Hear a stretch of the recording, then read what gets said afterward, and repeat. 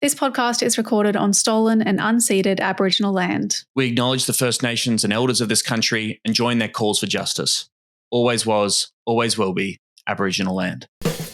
Oh, look, honestly, I think this is the problem. Like, they're selecting from a pool of idiots. I'm sorry. So it was going to be a train wreck, whoever they had in. They just say what they think that their little niche leftist echo chamber voters want them to hear.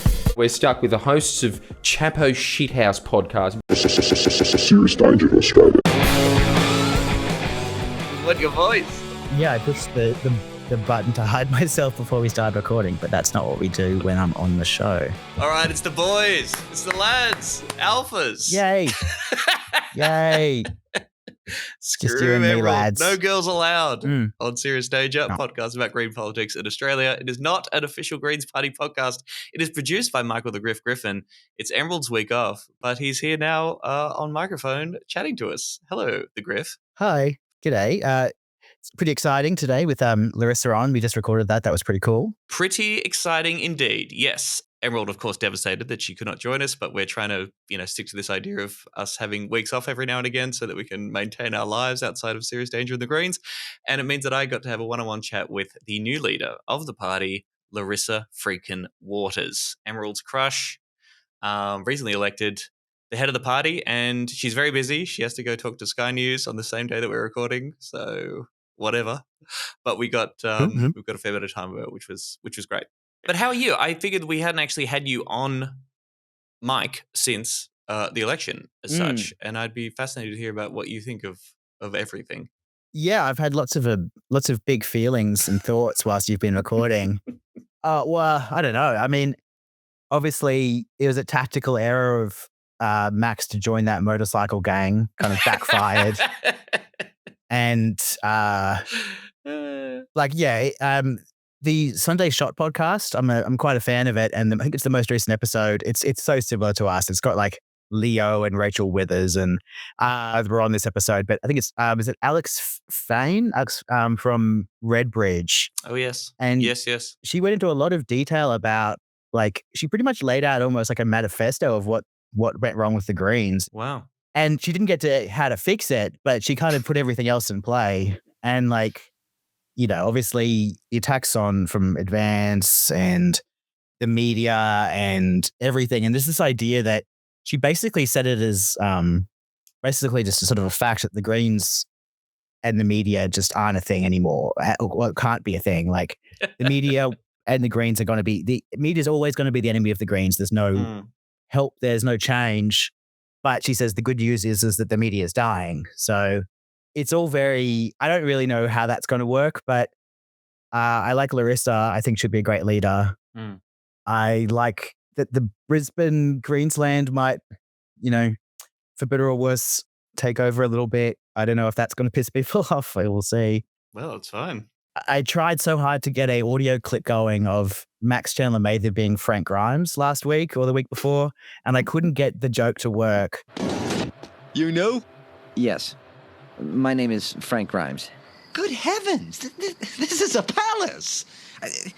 How in the world can you afford to live in a house like this, Simpson? I don't know. Don't ask me how the economy works. I really want that idea in the world because, he shows up and he calls out, like, the privilege, but everyone's like, shut the fuck up, we don't want to hear it. Right. And then he electrocutes himself at a CFMEU meeting and everyone celebrates his death, and Albo Homer's like, changed the channel, Marge. Like, it really all lines up. I believe in you, Mike. I believe you can make that meme reference work. Just stick at it, okay? One day I'll get there. Yeah. I think it's super lame that the coalition are probably getting back together. Oh, shit, yes. I didn't even get to that. We ran out of time to talk to that about Larissa. Yes, I mean, at time of recording, it seems like there's a truce. They're going to have more time, and maybe they won't actually be splitting up. I'm a bit ambivalent. I don't particularly care. I think they're broadly irrelevant for a long period of time. I was interested that if they went their separate ways, what that means for, like, our influence in the Senate, and whether there's new interesting ways for Labor to get shit through the Senate without needing us if the coalition isn't actually voting as a bloc. I don't know about that. Yeah, but that's the thing. If they get back together again, it gives the Greens back the power. Because, like, I was thinking, what's going to happen. Like, if they stay split up, it'll be like, it'll be Labor will make a deal with the Nats and Qatar to build like a super mine. And then that night, Larissa will go on 7:30 Report and Sarah Ferguson will be like, why did you force Labor to do this? And like, I get it'll happen. It will happen. So yeah, if the Nats Labor Liberal thing, it was amazing. It's quite exciting for everybody.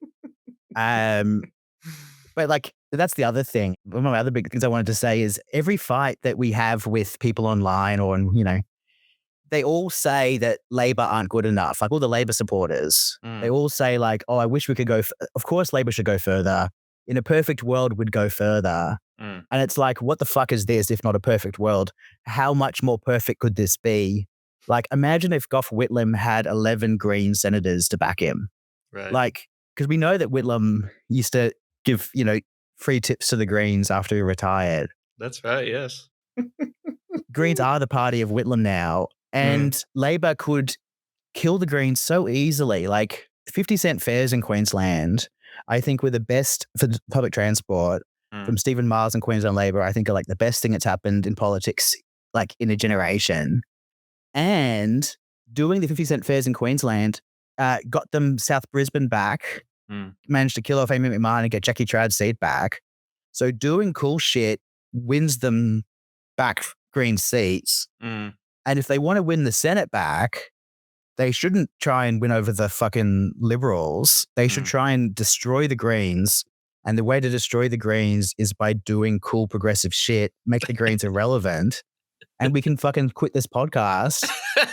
Like, it's so easy. Just fucking do it. Just do cool shit and you'll destroy us. We did. Yeah, it's reverse psychology. Hey, Labor, do cool progressive things. We'd hate that. That'd be the worst. Don't do that. Don't be good. We'd hate that. Yeah, don't do that. Oh, that'd be awful. Okay, I've got one more thing I wanted to say. Albo, I think he has found a monkey's paw, and I think this is all going to blow up in his face in an ironic way. And I was trying to think what that would be, and here's my theory. He's going to meet with Trump in the White House, and Trump's going to do one of his like pranks that he likes doing now. Yeah. And so Albo will sit down and then Trump will be like, hit the lights. And this TV will come on and it'll be that clip of Albo at the pro-Palestinian protest from the 90s, with his cool sunglasses and his jacket. And Trump will be like, well, anti-Semite, huh? And it'll be a picture of an Israeli as a Nazi next to Albo in the picture. Right. And it'll be like, look at you standing next to someone calling them a Nazi. And then they'll take Albo and put him in Venezuela jail. Great. Look, there's a non-zero chance that this happens. That's what I would say. Right. First of all, great impression. Really well done. Secondly, yes, I'd love Trump to pull in Albanese and be like, what do you think of this white genocide in South Africa? Pretty fucked up, right? And Albanese like, let me focus group that first and I'll come back. Yeah. But yeah, that's my feelings. Thank you very much. Much obliged. I'm interested to hear your thoughts about our chat with Larissa once we hear that too. Thank you to our amazing new patrons. So many people getting on board the Serious Danger Patreon family. And we love it. Catboy for Parliament, Finn, Ellie, Trevor, Rowan, Carl, Russell, James, Popping Mad, Matthew, Sam, Izzy, Paul, Vidyut, Scott, Matt, Paul, Nick, different Paul, Michelle, Ali, Adam, Toadie, Ryan, Ashley, and Penny Ormond Payne. Goddamn Green senators are signing up and supporting this stupid show. And we love it. So thank you very much, Penny Ormond Payne. For as little as $3 a month, you support our show, you help pay Michael's wage and cover our costs, and you get bonus content. Our latest episode is with the psephologist, almost said it well, Dr. Kevin Bonham, about Australia's electoral system, which we don't like because it's bad for the Greens. But the good, the bad, and the ugly about preferential voting systems, what proportional representation might look like, what the polls were like this election. Very nerdy chat, of course, but if you're a patron for our podcast, you're probably a wonk. Kevin Bonham isn't what I thought he would look like. I thought he was going to be like a millennial nerd, but he's a late Gen X nerd. He's He's exactly what I thought he would look like, and I think it's great. If you are already a patron, or you're not, or you can't afford it, or whatever, if you just want to support the show, you can really help us out by giving us a 5-star review on your podcasting app of choice. That just bumps us up in the ratings, spreads the word. If you haven't already, we'd really appreciate that. It doesn't have to be 5. 4 is also acceptable. But just do that. And please tell a comrade in your life, a friend, someone else who's into politics, or a family member about Serious Danger. Share your favorite episode, share a cool clip or something that you like. Anything to help spread the word really, really does help us out. So we know lots of people do that already, and we love you for it. But if you would consider doing that to help out Serious Danger, we'd bloody love it. Shall we talk to the leader of the Greens? Let's do it. Well, you do it. I'm just going to listen. Yeah, you shut up now. Yeah, I'll bye. Hello, I'm Larissa Waters. I'm the lead Senate candidate for the Australian Greens here in Queensland. I work as an environmental lawyer in the community sector. But what I found is that the law doesn't always protect the environment, and it doesn't give communities the voice that they should have in determining their future. I think that should change. This year, I'd like to be your voice in Canberra. I'd like to be the first Green Senator for Queensland, to stand up for what's right, to stand up for you and your family and our families to come. So this time, vote Greens in the Senate, because who you vote for matters. Okay, we'll have a great time. And Emerald sends her love, and she's sorry she's not here. I It's know. just me. But, I'm missing not having her here, but I'll see her soon, I'm sure. You will indeed. All right, let's do it. Let's talk to our fearless leader. Holy heck, the newly elected leader of the Australian Greens, Senator Larissa Waters. Hello, congratulations. Welcome back to the show. Thank you so much, Tom. It's all very surreal, but I can't wait. I can't wipe the smile off my face. Yes, I guess it would be sort of bittersweet. Obviously, you don't want to be leader in these circumstances necessarily, but it's still a fantastic achievement. And it must have been a weird time. Yes. What's some of the weirdest or most surreal moments you've had since the vote happened and you became the leader? Oh, well, probably the saddest moment is like when we were in the party room, all discussing who does what next, and Adam and Max and Stephen weren't there with us. So, yeah, honestly, I've spent weeks crying, as has, I'm sure a lot of people. And, it's been an absolute whirlwind because we had this like good, steady national vote and a great heartening rejection of the awfulness of Trump that Dutton was trying to import here. So like, yay, the country. But then because of those like weird maths that end up determining lower house seat results, we're now missing firstly Stephen and Max, which we kind of knew on the night, and boy was that a fucking terrible night. Sorry, I'm not sure if I'm allowed to swear, but that was the worst election night that we've experienced. It was just heartbreaking stuff. And then we had everyone there and everyone was so excited and like we had to deliver this awful news. And so, crying for days. And then we heard that Adam had not retained Melbourne, and it was just like, I couldn't believe it. So again, I'm going to try not to swear too much, but really did not see any of this coming. And so obviously we've got a job to now work out, well, was it something that we did, or was it just that the country was like, hell no, we don't want that Trumpian shit here. And maybe it's a bit of both. So like we'll have a look and try to work that out. But I genuinely thought we were going to have a fabulous election campaign. We were going to have heaps of people around the party room table. And it's not that. So it's really sobering. And like by the same token, I'm trying to see the positives because, I've got to try and keep on going.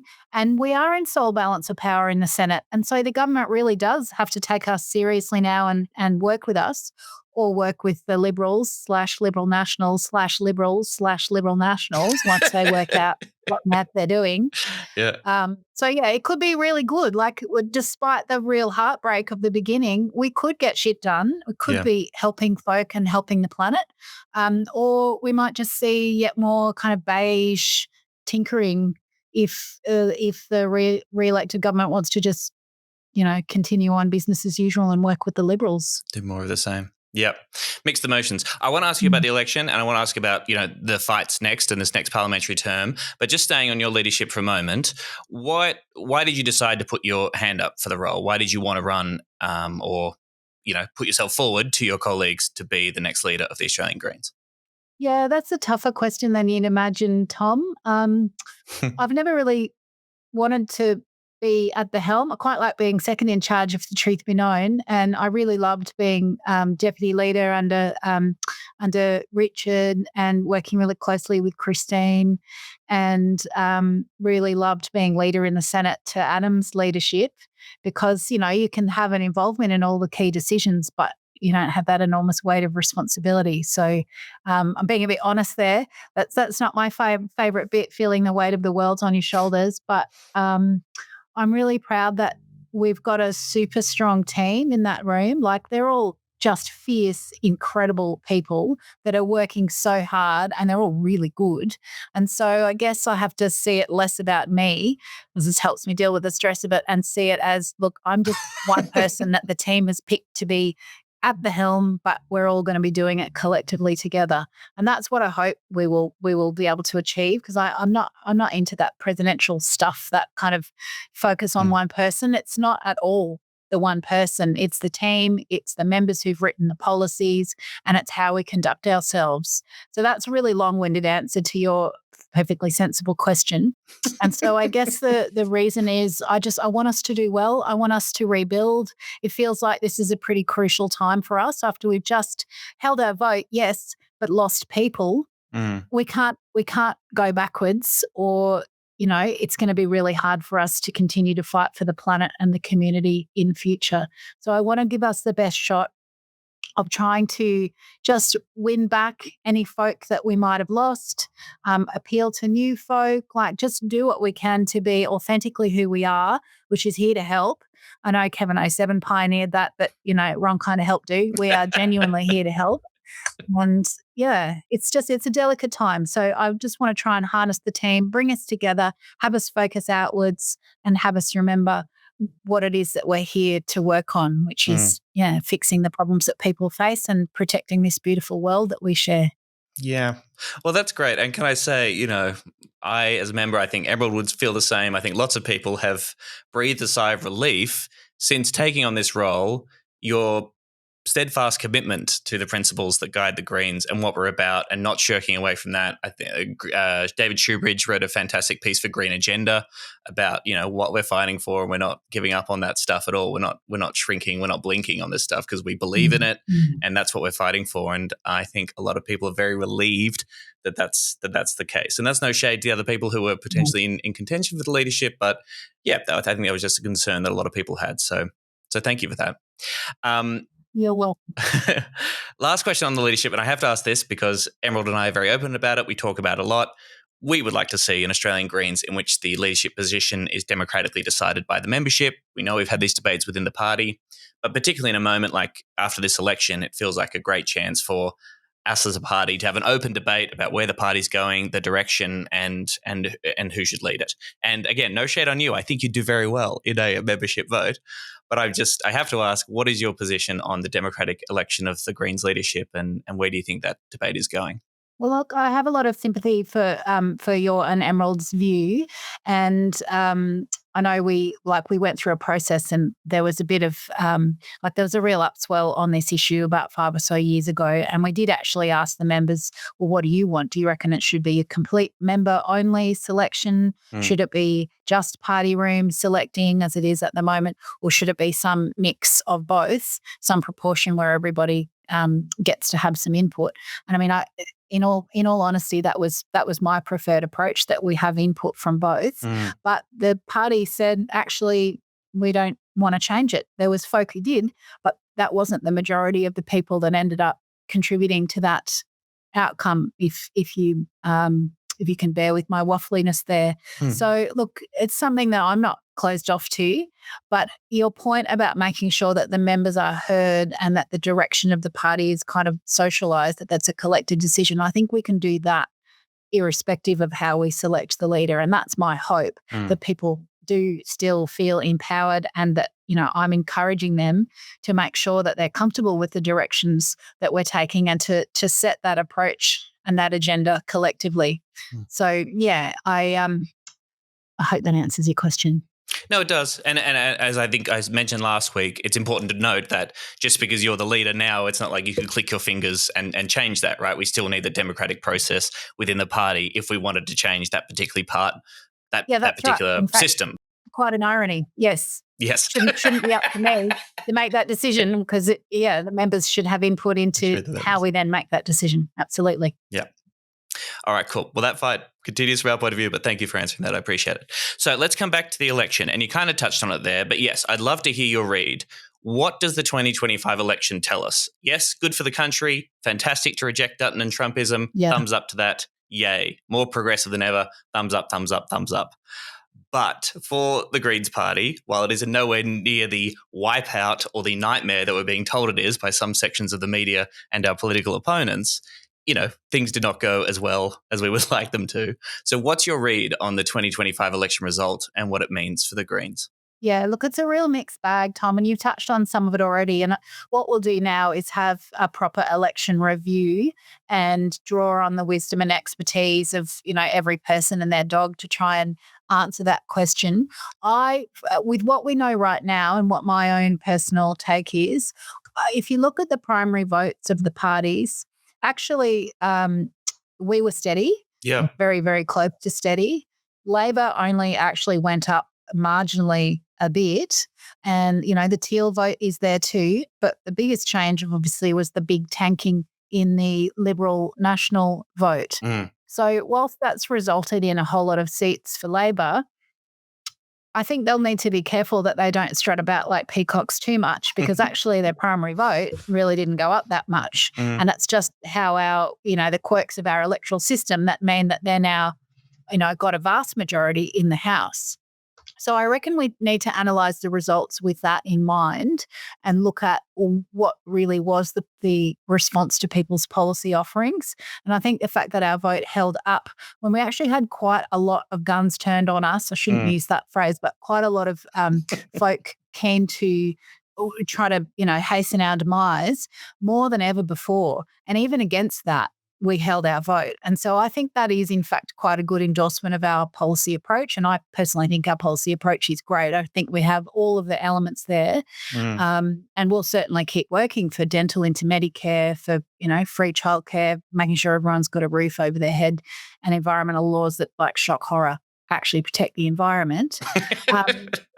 So that's the kind of frame that I approach it in, Tom. But I do think we need to have like an honest assessment of like, did we have any missteps? Did we get stuff wrong? And I'm really open to hearing people's views on that. And I guess everyone will have a different view. So it's kind of hard to draw any universal truths because it's all just a question of opinion. Yeah. But what I'd like to see us change is our tone and our approach. And I really do think that when people are having such a tough time because the cost of living has never been worse, the housing crisis has never been worse, and the climate crisis is getting more real by the day, I think people actually do want us to, as I said, get shit done and focus on that. And so I think less of the kind of talking about politics and talking about ourselves, if you like, and more of the actually just working for good outcomes for people. That's no shade on how we've done anything before, but I think as a parliament, people are sick of saying shouty question time and chest beating. They just want to know like how politicians are helping them. So that's going to be my focus. And I've said I want to be firm, but I want to be constructive. And the team is behind me on that. That's the approach we want to take. And like we're going to have great opportunity, Tom, because sole balance of power, they need us. If they want to do good things, they can do good things with us. We will help them do those good things if they want real reforms. Okay, you've heard it first. We're in favour of good things, not bad things. Yeah, I know. The Greens want good things. Spoiler alert, don't tell anyone. We like the good things. But the government could really do something meaningful, or it might just wimp out and just tinker and just continue to be trying to appeal to essentially disaffected Liberal voters and not change much. And I reckon that would be the wrong lesson for them to take. Yes. But they've got 94 seats. So, let's see. Let's see whether they just strut around feeling good about themselves and they're not changing much, or whether they see this as a real invitation to be the Labor Party of old and be a bit more Whitlam-like, which I would welcome. Yes. And have some reforms that will actually address the problems that people are facing. My joke is, I've been saying to people, is like, wow, how is the Labor Party going to fuck this up from here? They're really going to have to pull out something special to really ruin this. But who knows? They could do it. Never underestimate people's ability. Just on the vote holding up point, I want to make this because I think I'm correcting myself on previous episodes as well, because we have the final count now in, right? Like counting for the election is pretty much in the House of Reps anyway, is resolved.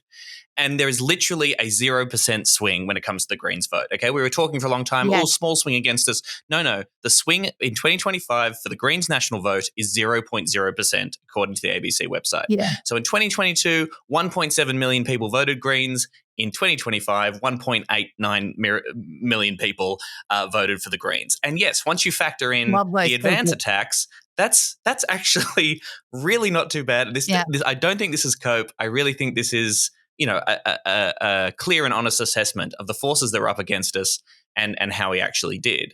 Now, I think focusing on particularly the seats that were held by Greens and the voters who voted for the Greens in 2022 and got a Greens MP and then decided to not do that in 2025, that to me is like, okay, that's where the party needs to focus. What do we do wrong there? How do we address that? That seems to be the focus. But again, the narrative that this is a wipeout, it's all over, everything we did for the past 3 years was a total disaster. We have to reject that kind of analysis because it's being pushed by people who don't have the Greens' best interests at heart, I think would be fair to say. I entirely agree with everything you've just said. Thumbs up. Great. Okay. Well, I want your thoughts on two other sort of critiques that seem to be coming through, okay? And the first one is about a potential contradiction in where the Greens are at in 2025. Patrick Marlborough wrote a piece for the Crikey called "The Greens Must Radicalise or Perish," and in it they included a quote from a Greens campaigner who said the disappointing, result, the not great result, made sense as a party coming up against a really strong contradiction. In a lot of cases, the classes of people we're talking to have contradictory interests. Broadly, who's benefiting from the status quo and who's not? And I think that's what came through the results. And I've heard this from one or two other sectors. So, maybe there are some people who are quite materially quite comfortable who support the Greens because of their position on the environment. They're passionate about climate issues. Fantastic. But then potentially their interests are not aligned when we start talking about fighting for renters and issues surrounding housing, for example. I'd be interested in your thoughts, and maybe you're still thinking about this and working through them, and that's part of the review process. But have you heard that, and what would you think of that particular critique? Well, the thing that struck me, Tom, is that no one can afford to live in the inner city anymore.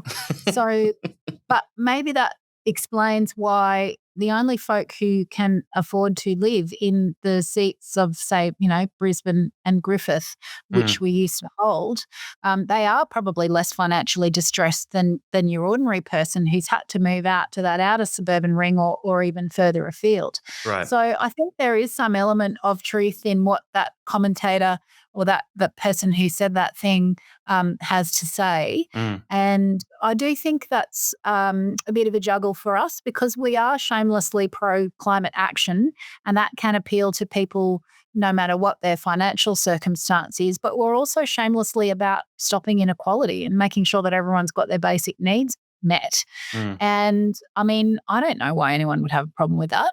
But I guess if you are quite wealthy and, maybe you're a billionaire, well, our policies will make you pay more tax because billionaires should pay more tax. And, some would argue it's obscene that billionaires even exist, particularly when we have growing homelessness and poverty. So, there'll be some people, and I mean, mostly it's the ultra rich, the billionaires and the big corporations who we would like to tax properly to fund things that then everyone could rely on, like good quality health and education.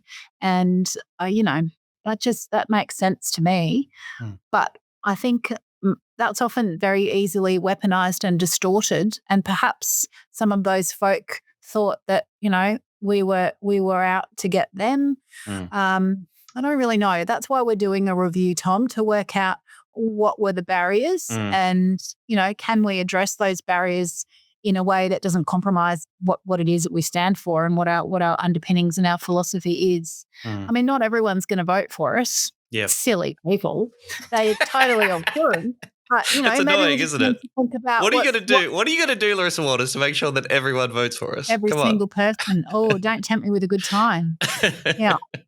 But yeah, I think people expect us to remain true to our values, and we intend to. And on that theme, there's a suggestion that like we talk too much about social justice issues. I just don't think that's right. Like, No. we're all just human beings. We're multifaceted. We can care about more than one thing at once. And like we're the Greens, we can talk about more than one thing at once. Of course, we're a climate and environment party. That's our foundations, and we will always be that. But we've always held strong views on equality, on violence and genocide. And like, if you're ever going to talk about those issues, it's when it's happening. So Yeah. Of course we will call that out. And of course we're not going to stop doing that. And I wish the Australian government was stronger in doing that. Like they issue some sort of moderately worded statements that have gradually gotten stronger over the last 18 months, but still not really doing anything to put pressure on the situation in Gaza. So, yeah, I'm afraid we're going to keep saying that. It's been extraordinary this week. There does seem to be something turning, right? Particularly when we're seeing the blockade, the starvation, the devastating effects that Israel is unleashing on Palestinian people at the moment. And you are seeing the UK government still not going anywhere near enough, but suspending trade negotiations and openly condemning. Like there is something turning. And we're seeing a lot of institutions saying things that the Greens have been saying since October the 7th in 2023, for God's sakes. But of course, not that it's about us all being vindicated, but it's just interesting to show when you stick to your principles and give a clear moral example and stick with them. History will vindicate that approach, I think. I think that's certainly true. Yep. And as you say, it's not about us being vindicated, but we're proud that we've had the courage to call out atrocities and genocide from the word go. And I'm really pleased that the rest of the world is now taking that a bit more seriously. But why isn't Australia? Like the UK and France and Canada, just as you mentioned, UK is cancelling its free trade talks. They're threatening to bring in the ambassadors, and they're saying they really will put sanctions on. And I hope they do follow through on that because, like, clearly the Netanyahu government isn't listening to anything else as yet. But Australia's just signing on to some much more mildly worded, oh, please, please, please let the aid trucks through. Well, sure, let the aid trucks through, but also if you know, we're actually going to have financial consequences and we're going to put sanctions onto you. Like, I think that's perfectly reasonable. Bloody oath. All right, now I'm sorry, moving through these relatively quickly. I believe there's a Sky News interview coming up that you simply cannot be late for because it's Sky News. I don't often speak to them. Let's leave it at that, Tom. And I've been advised we should do it at least once. So it's during the day. It's fine. So the sun hasn't set yet, so you'll be fine. You'll be okay. All right, but the other big one, of course, is this obstructionist charge. The idea that the Greens were blockers in the past Parliament. There's a Bernard Keane piece that sort of says the impression that voters who aren't fully engaged with politics would say that the Greens came across as blockers rather than a party genuinely committed to using its power to deliver for them. Blockers, obstructionists, this is the constant narrative and refrain that we're being told. What do you think about that charge and how do you respond to it? Well, I think the Labor Party have been very focused on trying to shop that narrative about. And I think they've probably been successful in having that take root in people's minds. I don't actually think it's an accurate description of what occurred. And I'm really proud that our tough negotiations led to $3.5 billion extra dollars of investment in homes for people. That money was, behind the couch the whole time. And it took us saying, where is the extra dough for the Prime Minister to announce that? So we got a good outcome there, but we then obviously enabled an attack, which was a very successful attack by Labor to reframe our strong stance, trying to fight for better for people, into us being blockers. So, I think it's not reality, but I think they successfully seeded that narrative in people's minds. And I do think that narrative had political implications for us. And so I do think we're going to need to be quite deft in how we handle balance of power in this term. And I do think people want us to be constructive, but they don't just want us to roll over and tick off on any old shit. They want meaningful reforms. Right. So it is going to be a delicate balance. And I hope that our membership and our supporters do keep telling us if they think we're getting that balance right or if we're getting that balance wrong. We do need to listen to that.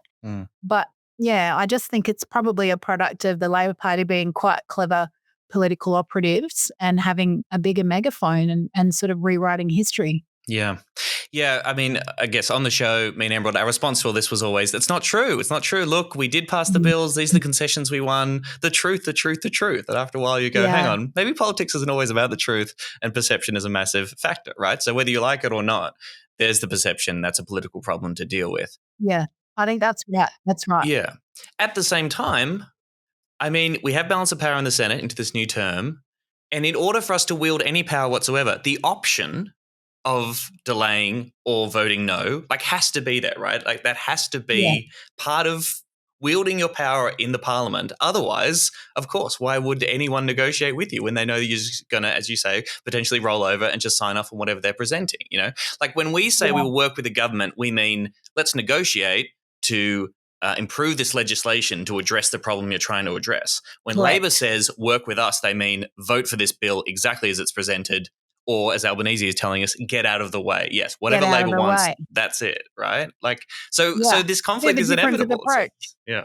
Yeah, and like, we're all going to be navigating that new tension for the next 3 years or however long until the next election. Yeah. And as I say, I hope people can give us some feedback if they think we're not getting that balance right. But everything we've said is true. We do have negotiating power, but only if we negotiate. And I think if Labor just expect us to tick off on stuff without trying to improve it, well, they haven't met us. Yes. And again, this is just me venting now, but again, the idea that the Greens are presented as the wreckers and the blockers when we reached a negotiated deal on the EPA, which was then scuttled by and the Prime Minister, Anthony Albanese, overruling his own Environment Minister. I mean, come on, Larissa. Come on. I know.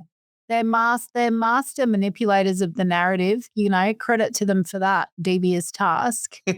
And we're just on that whole category of issue at the moment. I got asked early today, well, has the new Environment Minister called you about these laws? Yeah. And I'm like, well, no, because he's too busy talking with industry at the moment to clear the decks to approve Woodside's latest mega gas proposal, which would see gas being used and locked in until 2070. Yeah. And like, we're meant to be at net zero by 2050, and the science actually says we've got to be at net zero by 2035. And here you have a government that claims to care about climate, deliberating and looking like they will tick off on the biggest dirty gas project the country's ever seen, just because Woodside, some gas giant, wants to make more money.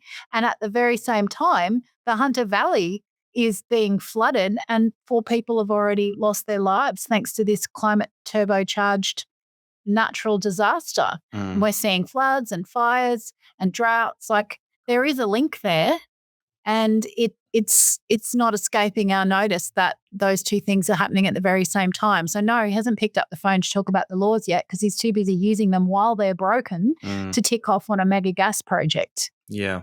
That's going to make for an interesting negotiation if he does, in fact, say, sure, gas to 2070. Oh, but we better fix these laws. They're not really working for the planet. Well, I'd be interested to talk to you about that. I mean, this is shaping up to be the next big fight. Parliament's back in July.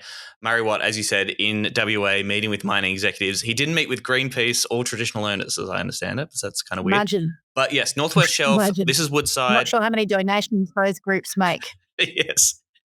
That's a problem with the traditional owners. They don't chip enough money to the Labor Party.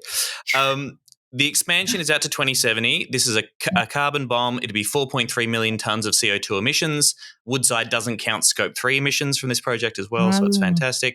So is that really your position? Do you think that Murray Watt, and again, a news story just today that they've got rid of 2 potential objections from the Conservation WA and I believe Greenpeace, clearing the way for the approval. The deadline is the end of this month for the Environment Minister, Murray Watt, to make a call.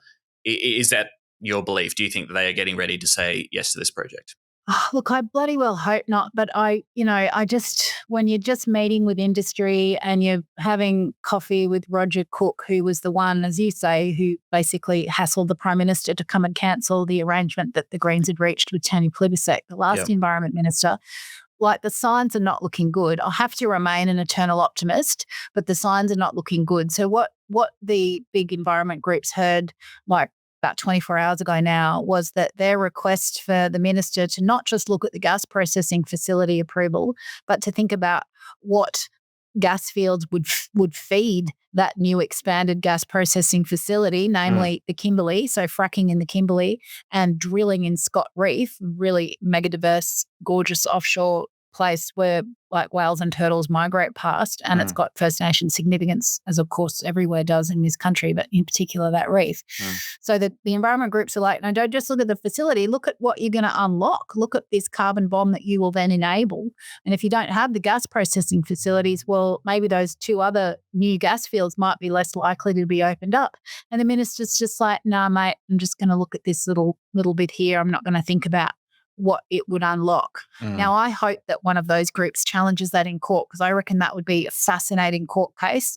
And I'm going to nerd out here because environmental law is what I used to do. But we've had cases before that say you actually have to look at downstream impacts of the thing that you're enabling. You can't just have a blinkered view. Right. But the Act isn't great. The Act doesn't say look at cumulative impacts. The Act doesn't say look at climate impacts. Yeah. So, I mean, the law at the moment is really broken and it's not up to the task. And it requires a minister to, there's ultimate discretion.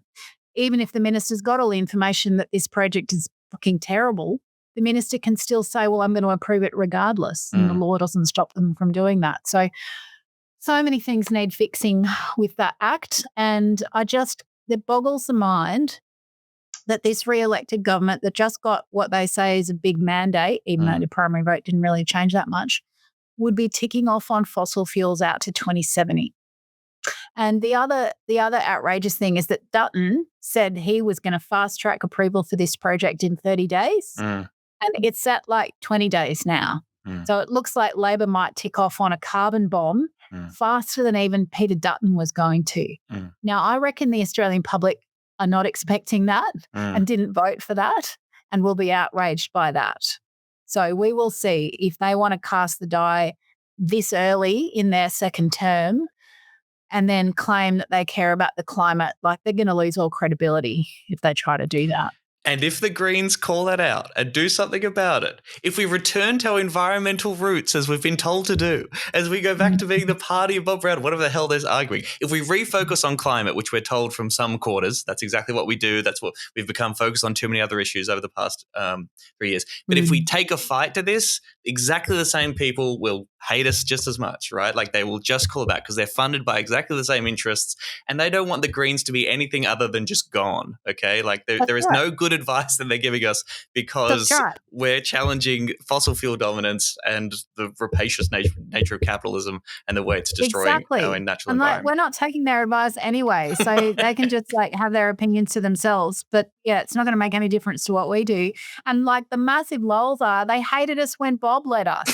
They just hate us. It actually doesn't matter what we do. Yes. We're never going to please them. And that's okay because like we're shamelessly in favour of getting off fossil fuels and fixing inequality. And if that offends the status quo, well, sorry, so be it. Yes, we're here to change stuff.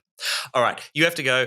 One last final question, and if I could ask you to riff this off the top of your dome, but do you have a message? People listen to this show and Greens members and supporters from across the country might have had some very complicated feelings over the past couple of weeks and feeling a bit sad, maybe a little bit demoralised.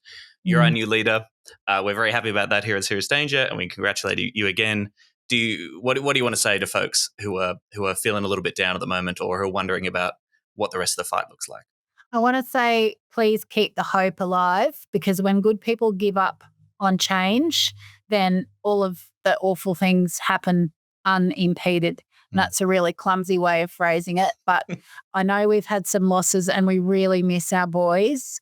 And it's a new chapter for us that we kind of weren't really expecting. But we've got a great chance now in balance of power in the Senate to finally get some good outcomes. And we are really going to work our very hardest to do that and to remember why we're here, which is to help people and to help the planet.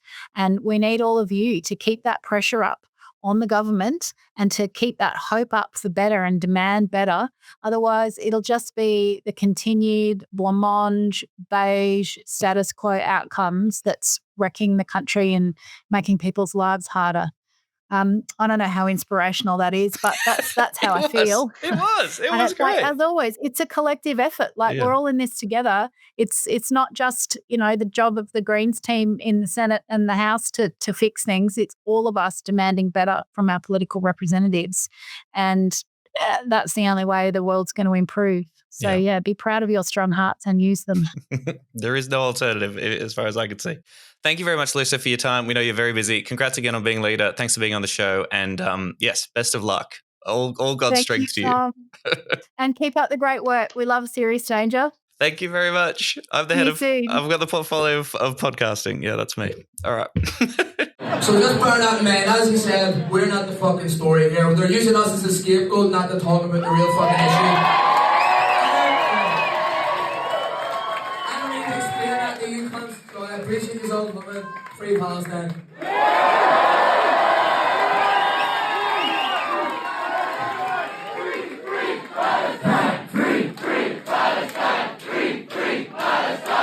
There it is, everyone. Larissa Bloody Waters, our new fearless leader.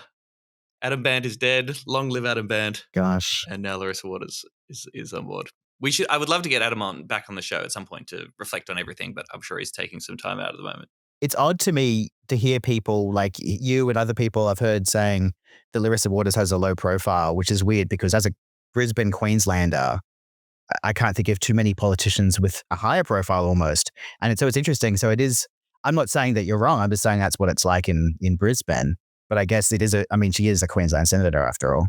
I guess so. I guess maybe, yes. I just thought she's not necessarily associated with big political fights. Again, as I think we talked about last week, the big moments are breastfeeding in Parliament, which is awesome and fantastic. And of course, the fact that she had to resign.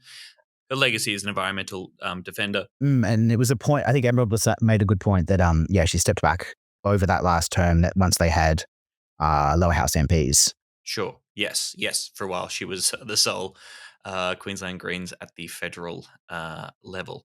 I mean, a bunch of things there that we just sort of ran out of time. Again, I was conscious of the clock ticking out there. Thank you to Patron Annabelle, who was asking about this. I just finished the latest episode of Larissa Becoming Leader. I'm a Queensland Greens member in Brizzy, and one thing I heard when discussing leadership options with other members is that no one would ever agree to a leader from New South Wales because of the state party rules. With New South Wales having its MPs' decisions bound to the membership, if a New South Wales MP became leader, it would then put New South Wales membership indirectly in charge of the entire federal party. Yeah. I think Maureen would be a great leader, but can definitely see how this would be an issue that effectively ruled her out. Would appreciate hearing your thoughts on this.